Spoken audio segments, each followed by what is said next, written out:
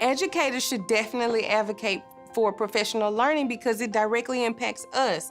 As I spoke about earlier, we should be lifelong learners. This is who we are at heart. So if you cut funding for professional learning, you're cutting our growth. You're stunting the growth and achievement of students. And to me, that's just devastating.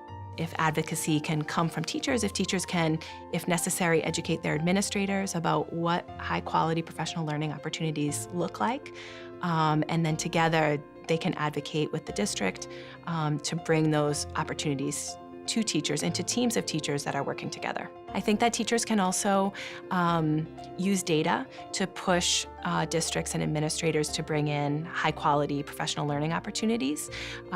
If a teacher is trying out a new strategy and is looking at student work and notices, hey, this strategy that I've been working on is really increasing what my students are writing, how my students are solving problems, they can use that data to push their argument further.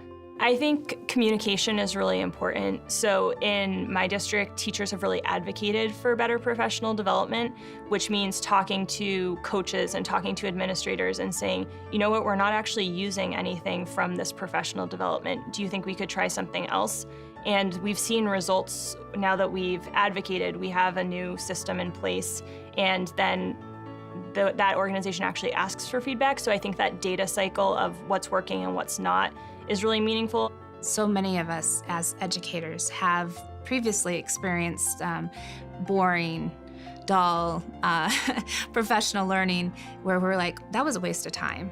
And I feel like the only way to make sure that changes is to ask our educators to speak up and to do so in a professional way, to say, you know, instead of offering this one-day event, what about if we really looked at what the literature is saying around communities of practice, and how can we continue to drive through our social media and our online communities and just find different innovative ways to really spend time talking with one another.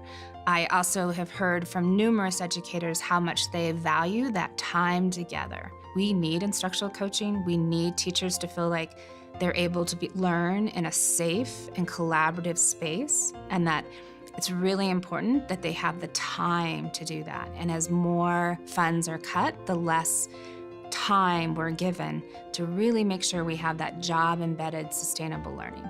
When we improve ourselves as educators, we are equipping ourselves as a group of professionals to turn around and continue to improve students. We expect to see our students grow. We must be the models of that growth as professionals.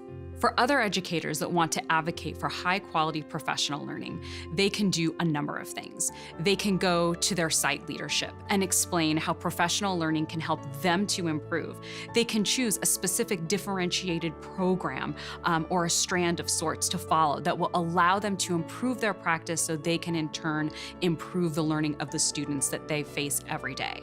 They can also go to their school boards and advocate potentially for a school district-wide program of professional learning. They can also call up their representatives. Educators should advocate for high-quality professional learning because it's integral to their success in the classroom and their success with students. It keeps them abreast of all the new instructional strategies that might help them to improve, and we're continually learning and our classrooms are changing, and we have to be ready to meet the needs of our students, which are changing every day, and high-quality professional learning allows us to do that.